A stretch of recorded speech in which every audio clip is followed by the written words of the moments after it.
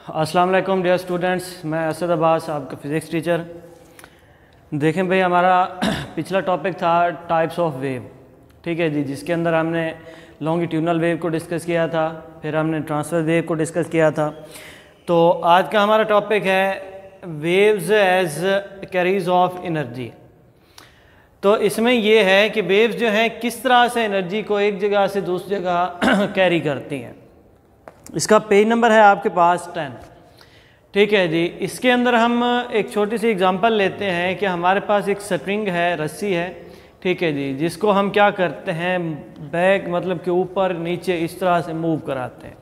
Move कराने से हम ये देखते हैं कि उसके अंदर बल से पैदा हो रहे हैं, तो वो बल हम काउंट करते हैं कि ये हमारे पास वेव्स है, ठीक है जी। अब ये जो वेव्स है इसका बेसिक फंक्शन क्या होता है कि ये एक जगह से दूसरी जगह किसी भी मीडियम के अंदर जो डिस्टरबेंस होती है या कोई भी एनर्जी है उसको ट्रांसफ़र करती है, ठीक है। अब इसकी एग्जांपल में हम ये करेंगे कि waves as carriers of energy can be transfer from one place to another through wave, ठीक है जी। सिंपल बात है कि एनर्जी क्या है, एक जगह से दूसरी जगह जब ट्रांसफ़र होती है तो वो वेव के ज़रिए से होती है।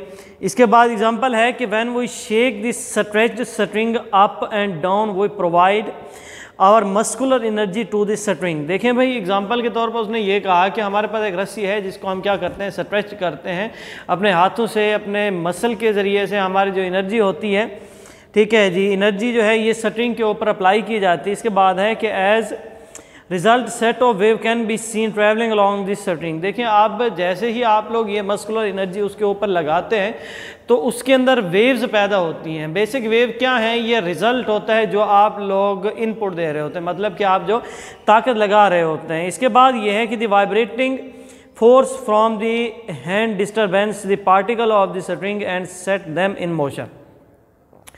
के ये जो आप वाइब्रेटिंग एक फोर्स फ्रॉम हैंड से मतलब कि हाथ से आप लोग अप्लाई करते हैं तो उस रस्सी के अंदर ये क्या करती है, डिस्टरबेंस पैदा करती है। डिस्टरबेंस जब पैदा करती है तो पार्टिकल ऑफ द मीडियम जो है ये क्या करते हैं, मूव करना शुरू कर देते हैं। इसके बाद ये है कि these particle then transfer their energy to the adjacent particle in this string, ठीक है। ये क्या करते हैं कि ये पार्टिकल उन जो रुके हुए पार्टिकल्स होते हैं उनको एनर्जी देते हैं, मज़ीद जाके वो आगे मूव करते हैं। इसके बाद है कि energy is transferred from one place to another of the medium of the other in the form of wave, ठीक है जी। सिंपल उसने ये बताया आपको कि एनर्जी जो है ये वेव के ज़रिए से एक जगह से दूसरी जगह जाती है, एक मीडियम से दूसरी जगह ट्रैवल कर सकती है। इसके बाद ये है कि amount of energy carried by the wave depend on the distance of the stretched string from its rest position. यहाँ पर ये है, यहाँ पर आप लोग क्वेश्चन भी लिख सकते हैं कि ऑन व्हाट फैक्टर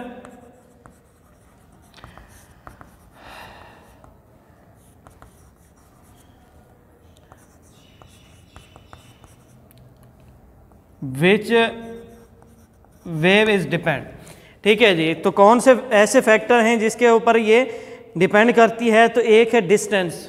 क्या चीज़, डिस्टेंस है पहला, distance of the stretched string from its rest position, that is the energy in wave depend on the amplitude of the wave. क्या है ये, एम्पलीट्यूड ऑफ द वेव है। इसके बाद ये है, इसके बाद है कि if we shake the string faster we give more energy per second to produce wave to higher frequency and the wave deliver more energy per second to the particle of the string as it move forward। देखें भाई, यहाँ पर उसने ये हमें कहा कि जितनी ज़्यादा आप लोग उसे एनर्जी दोगे उसके अंदर उतनी ही ज़्यादा वेव्स पैदा होगी। देखें भाई, ये एक स्ट्रिंग है, इसको हम हल्का सा मूव कराते हैं ऐसे, ठीक है, उसके अंदर जो वेव्स पैदा होंगी वो भी बिल्कुल हल्की पावर की होंगी।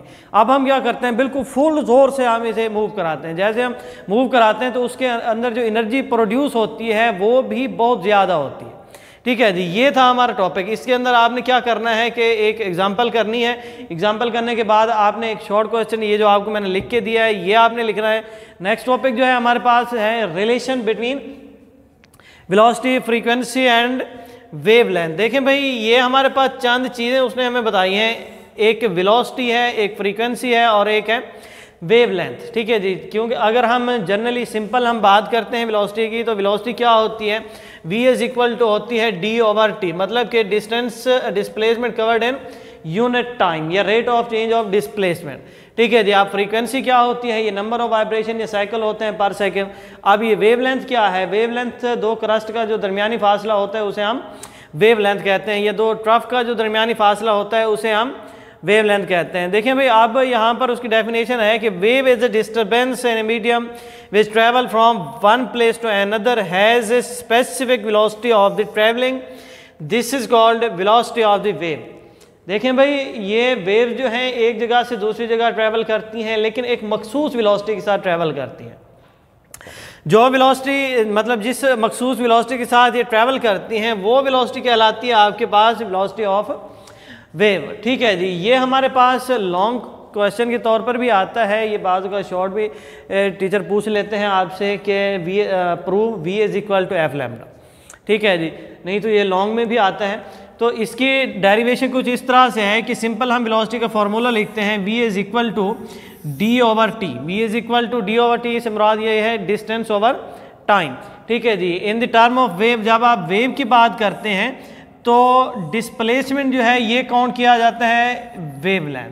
ठीक है जी। अब ये जो चेंज इन टाइम है, ठीक है जी, विद रिस्पेक्ट टू टाइम है, तो ये टोटल टाइम जो है काउंट किया जाता है। अब इसी फॉर्मूले मतलब कि इसी इक्वेशन में हम यूं भी लिख सकते हैं कि v that is equal to lambda divided by t। ठीक है जी। ये जो साइन है ये कहलाता है लैम्डा, LAMDA। ठीक है जी। ये लिख दिया। अब दूसरा हम ये भी जानते हैं कि टाइम पीरियड क्या होता है, कि एक साइकिल कंप्लीट करने के लिए जितना हमें टाइम रिक्वायर्ड होता है वो टाइम पीरियड है। तो t इज इक्वल टू होता है आपके पास 1/f। ठीक है जी। अब अगर आप यहाँ से फ्रीक्वेंसी फाइंड आउट करना चाहते हैं तो फ्रीक्वेंसी होगी f is equal to 1/t। ठीक है जी। अब इसी इक्वेशन के अंदर हम क्या करते हैं, ये वाले मतलब कि ये वाली वैल्यू जो है पुट करते हैं। किस तरह से करेंगे, v इज इक्वल टू हमारे पास लैम्डा। ठीक है जी। ये लैम्डा ओवर टी है, तो इसको आप यूं भी लिख सकते हैं 1/t। ठीक है जी। 1/t है तो इसकी जगह आप लोग क्या लिखोगे, f लिख दोगे। तो f लिखने से आंसर आता है हमारे पास v is equal to lambda और f। ठीक है जी। Lambda multiplied by f। यहाँ पर देखें v is equal to lambda multiplied by f। अच्छा जी। ये एक मल्टीप्लिकेटिव प्रॉपर्टी होती है कि जिसमें आप लैम्डा f भी लिख सकते हैं और f लैम्डा भी लिख सकते हैं। शर्त क्या है कि अगर ये 2 मल्टीप्लाइड बाई 3 है तो ये भी 6 होगा, 3 मल्टीप्लाइड बाई 2 है तो ये भी 6 होगा। ये एक मल्टीप्लिकेटिव प्रॉपर्टी होती है। ठीक है जी। तो ये हमने क्या प्रूव किया कि v is equal to f lambda या v is equal to lambda f। ठीक है जी। दोबारा देख लें कि हमारे पास वेलोसिटी है डिस्टेंस ओवर टाइम। ठीक है जी। d ओवर t आप करते हो। ठीक है। अगर आप वेव की टर्म में लेना चाहते हैं तो इसको लैम्डा और कैपिटल T लिखोगे, यहाँ से t is equal to 1/f करोगे और f is equal to 1/t करोगे। इसको इस इक्वेशन में पुट करके आपने ये फाइनली आंसर ले लिया। ठीक है जी। तो आज का हमारा टॉपिक क्या था, ये waves as carriers of energy, इसके बाद रिलेशन था वेलोसिटी, फ्रीक्वेंसी और वेवलेंथ का। ठीक है जी। तो उम्मीद है कि बच्चे आपको ये समझ आ गया होगा। मज़ीद अगर आपको समझ नहीं आया तो आप हमसे कांटेक्ट कर सकते हैं हमारे व्हाट्सएप नंबर पे, या हमसे मतलब कोई भी वे ऑफ कम्युनिकेशन इस्तेमाल करके रब्ता कर सकते हैं। शुक्रिया।